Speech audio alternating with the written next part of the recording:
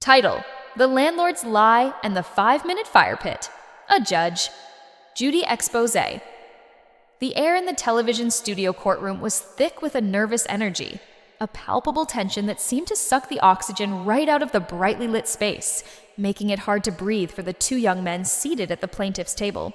Their futures, or at least a significant chunk of their financial security represented by 1,89, hung in the balance, dependent on the sharp intellect and unwavering gaze of the woman seated before them. The legendary, the formidable, the utterly no-nonsense Judge Judy. Across the divide sat their adversary, their former landlord, Lisa Travisano, a woman whose composed demeanor seemed to be a carefully constructed fortress, one that was about to be besieged by the relentless artillery of truth and common sense. This wasn't just a dispute over a security deposit.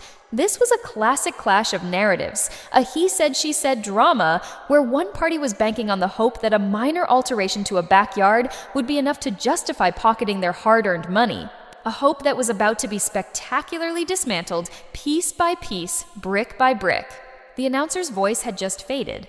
Having set the stage for the conflict, Stephen Scholler and Christopher Depew were suing Lisa Travisano, their former landlord, for the return of their security deposit, while Lisa, in a bold and what would soon be revealed as a foolish move, was countersuing them for violating the terms of their lease agreement.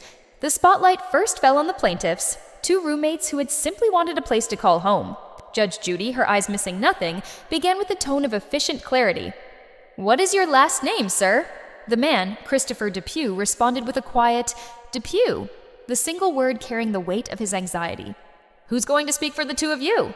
Judge Judy inquired, and Stephen Scholler, the more vocal of the two, stepped forward, his voice a mixture of respect and underlying frustration.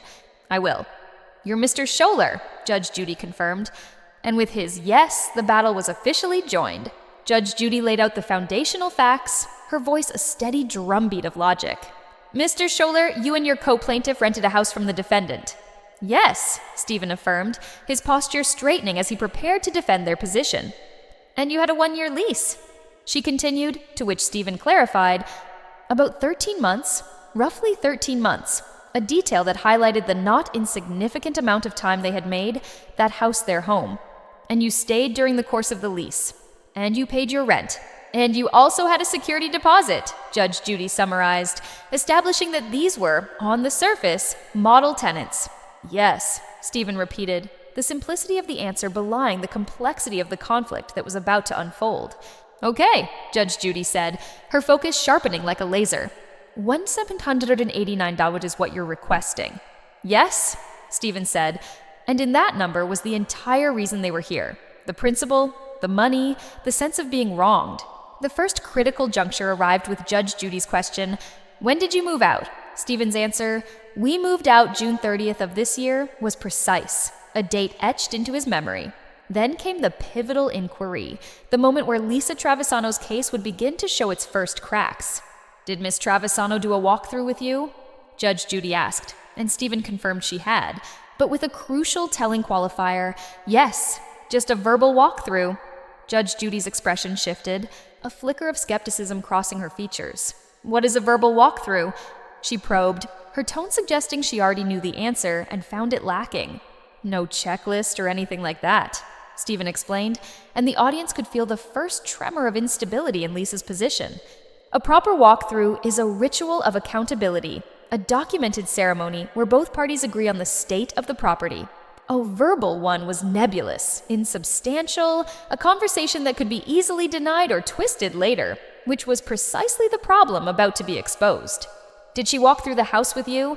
Judge Judy pressed, needing absolute clarity. "Yes," Stephen said. "On what date?" "The 30th, he affirmed. Judge Judy, turning her gaze to Lisa Travisano, sought confirmation.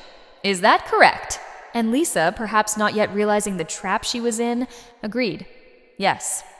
Then, Judge Judy asked a question that would become the centerpiece of the entire drama, a question about evidence and timing. "Did you take any photographs on the 30th? Stephen's answer was honest, and in its honesty, revealed a small logistical nightmare. "No, I took photographs on the 1st. "Why?" Judge Judy asked, and the reason was both mundane and completely understandable. Because there was no electricity in the house, and when we did the walkthrough, my iPad was dead. So the minute that they left, I was waiting to go back and take the photos. This was the moment the entire case pivoted. Judge Judy, now fully focused on Lisa Travisano, delivered a lesson in landlord-tenant law that was as clear as it was devastating for the defendant's credibility.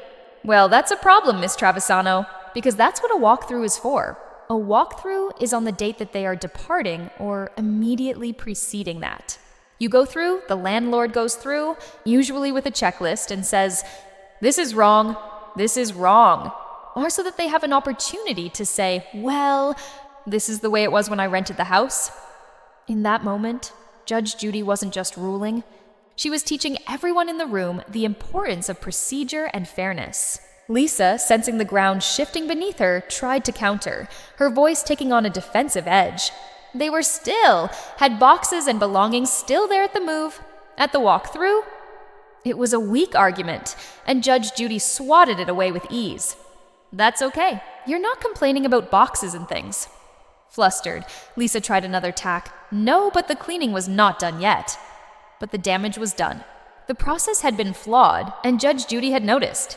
To add to her mounting troubles, Stephen interjected, "Your Honor, I have photos from the 30th, offering his own evidence, but Judge Judy was already moving to the heart of the matter, the money. Anyway, you returned some of their security deposit." "How much did you return?" Judge Judy asked, her eyes locked on Lisa. $135, Lisa replied, the number hanging in the air. "How much did you keep of their security deposit?" Judge Judy's question was like a surgeon's scalpel, precise and cutting. $789.85, Lisa stated, and the sheer amount, nearly the entire deposit, drew a silent gasp from the room. This was no minor deduction for a missed spot of cleaning. This was a wholesale confiscation. "Did you serve them with a letter indicating why you were keeping $1,789?" Judge Judy asked, a required step in the process. "Yes," Lisa claimed, but her confidence seemed to be waning. "I'd like to see it," Judge Judy said, and the request felt like a death knell for Lisa's counterclaim. But the real drama, the stunning center of the entire conflict, was about to be revealed. It all revolved around a fire pit, a simple makeshift structure of bricks arranged in a circle in the backyard. Judge Judy, now examining the photographs, zeroed in on this seemingly minor detail. "When you did the walkthrough, what did you say to them at the time of the walkthrough about the fire pit?" This was the moment of truth for Lisa Travisano's credibility. She answered, her voice attempting to project authority. "That wasn't there when you moved in." "And they said," Judge Judy prompted, wanting the full exchange. It's not an active fire pit," Lisa recounted, mimicking their response. "And you said?" Judge Judy continued, pulling the thread. "Well, there's wood, burnt wood and cardboard in the fire pit." "And?" Judge Judy pushed, needing the final piece. "And I did not put it in there." "You had no permission to do that," Lisa finished, presenting a narrative where she had immediately and forcefully objected to this unauthorized addition. Then, Judge Judy turned to Stephen Scholler and asked the critical question that would decide everything. "Did she say that to you?" The room held its breath. Stephen's response was immediate, firm, and utterly believable. "I do not recall that at all. And if she had showed her displeasure that the fire pit was there, we would have taken those bricks away. It would have taken 5 minutes at that." 5 minutes. That was all it would have taken to resolve the entire multi-$1,000 dispute. The sheer absurdity of it was staggering. And then came the hammer blow from Judge Judy. She looked directly at Stephen and then back at the evidence, her mind made up. "Just a second," she said to him, before delivering her verdict on Lisa Travisano's testimony. "I don't believe her, actually. I don't believe her that she said that to you." The words were simple, but in this courtroom they were catastrophic for the defendant. Stephen, a small, relieved smile breaking through his tension, agreed, I don't either." The courtroom seemed to exhale all at once. The lie had been exposed. Judge Judy held up the photograph. "This is the fire pit you're talking about?" "Yes," Lisa affirmed, but her voice was now small, defeated. Stephen reiterated his simple, powerful point, the point that underscored the entire ridiculousness of the situation. "Like I said, I would have easily taken those bricks, filled the dirt back in that hole. It would have taken 5 minutes, at that. 5 minutes to save $1,789. The math was brutal and undeniable. "We're done," Judge Judy declared, and everyone knew she meant it. But she wasn't finished teaching the lesson. She addressed Lisa Travisano directly, her voice laced with dismissive scorn for the flimsy foundation of her case. "Okay, any place that you rent, you're going to have to do a cleanup on. These are the photographs that they say that they took the day before they moved out. I want you to look at them." Lisa, desperate for a lifeline, interjected, "Can I show you the pictures that I have?" But Judge Judy was no longer interested in her evidence. "I want you to look at those pictures," she commanded, her focus entirely on the plaintiff's account. As she examined their photos, Lisa, in a final, futile act of a sinking ship trying to fire one last cannon, blurted out, "Also, Your Honor, on the lease, it says that only the 3 tenants were allowed living there, and there were other people living in the house." It was a new accusation, thrown out as a Hail Mary, but it was too late. Her credibility was in ashes, much like the wood in the fire pit. Stephen instantly shot back, "That's not true," and the accusation died then and there, unmourned and unsubstantiated. The gavel of justice, both metaphorical and real in the form of Judge Judy's ruling, came down hard and fast. "Judgment for the plaintiff in the amount of $1,889. Your counterclaims dismissed. We're done." The words were a symphony of victory for Stephen Scholler and Christopher Depew. As the bailiff, Bird, announced, "Parties are excused. You may step out." The aftermath was a study in contrasting emotions. Lisa Travisano, walking away, could be heard muttering her grievances to the cameras, a symphony of sour grapes. It was very nice when they rented it, and it was a mess when they left, and it was not updated. All the appliances were old, excuses that rang hollow after the exposure of her central untruth. Stephen, vindicated and relieved, simply stated the core truth of the matter.